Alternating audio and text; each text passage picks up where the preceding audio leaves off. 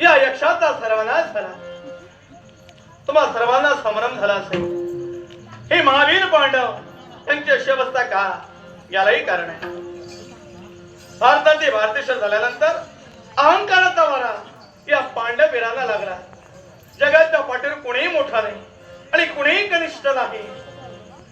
तेव्हा या नवनाट्याची सांगड घालून पांडवांच्या गर्भाचं गर्भहरण केलं. हे ब्रह्मस्वरूप आज भयग्रस्त होत.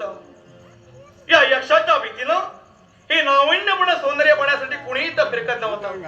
या यक्षाचा सर्वनाश करून हे सारं सरोवर भयमुक्त केलं. यक्षाचा सर्वनाश झाला, पांडवांच्या गर्भाचं हरण झालं आणि सगळ्यांना म्हणता तुझी माझी गाडबेड झाली, अखेर शेवट गोड झाला. दृष्टांचा सर्वनाश, भक्तांचा उद्धार झाला. तेव्हा या माझ्या सर्व भक्तांना या गोपाल कृष्णाचा मंगलमय आशीर्वाद.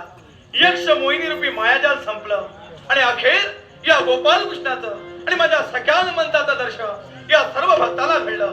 सर्वांची इच्छित पर्वत परिपूर्ण होती असा मंगलमय आशीर्वाद, मंगलमय आशीर्वाद.